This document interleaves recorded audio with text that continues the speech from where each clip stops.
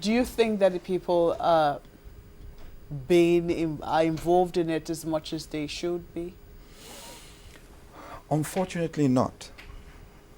Unfortunately not.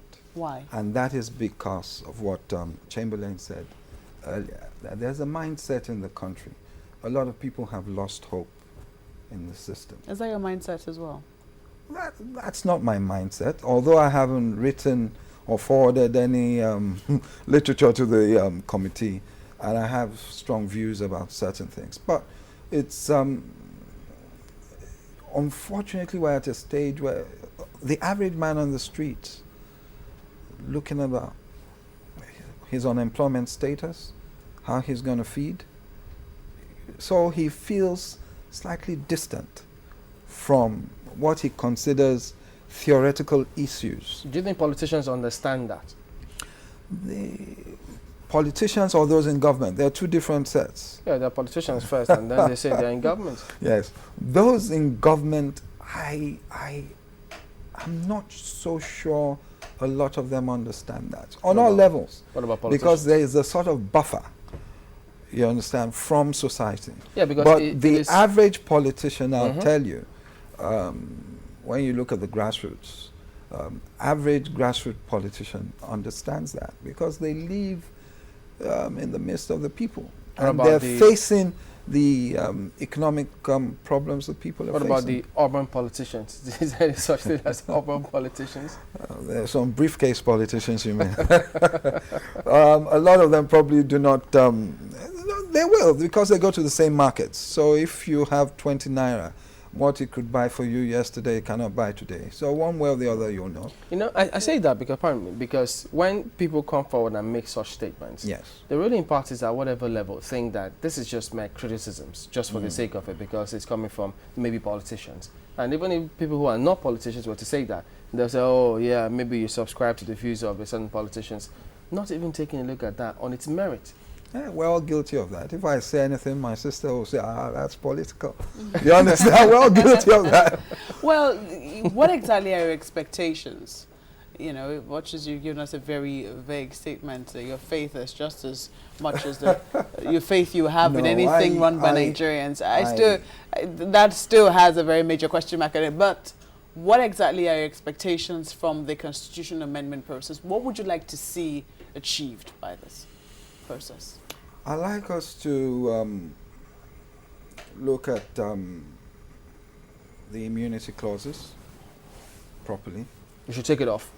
Well, look at it closely and see whether it will act as a deterrent if it is off. You understand?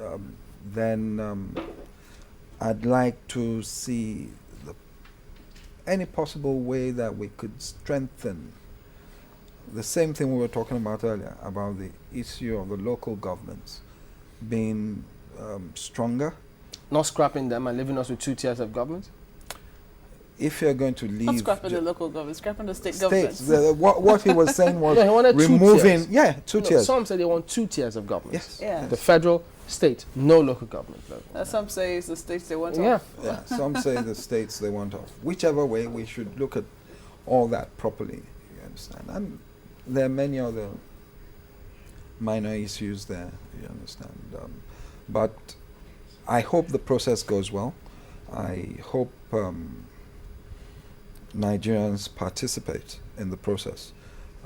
Unfortunately, as I said, a lot of people do not even realize it's going on because they're busy trying to survive. That is the state we find ourselves in at the moment. But that doesn't mean that it's just the federal government's fault or that the federal government isn't working. We must remember that there's a crisis internationally, you understand, and the world is a global village.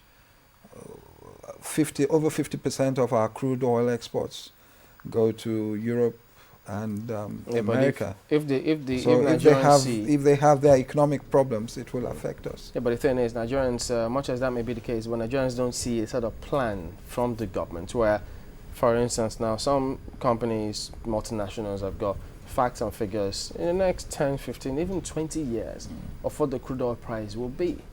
Do we plan with such statistics? I mean, government at this level, what do they do with all these figures? Do they even care about I think we plan. We're planning. There is and this has nothing to do with Reuben Abati. I think one of the major problems this government has is that there's a disconnect with the people, unfortunately. I've been saying that.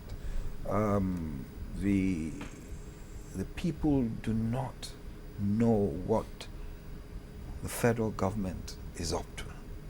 We don't know. I know, because I'm making my business to know. But a lot of people do not know. Okay. Many years ago, you had a team that would make you know, love them or hate them. The Fanicarders, the Frank Wakes or whatever. You would know what was going on. You understand, at that time. But at the moment, I don't know. That's one of the main problems they have.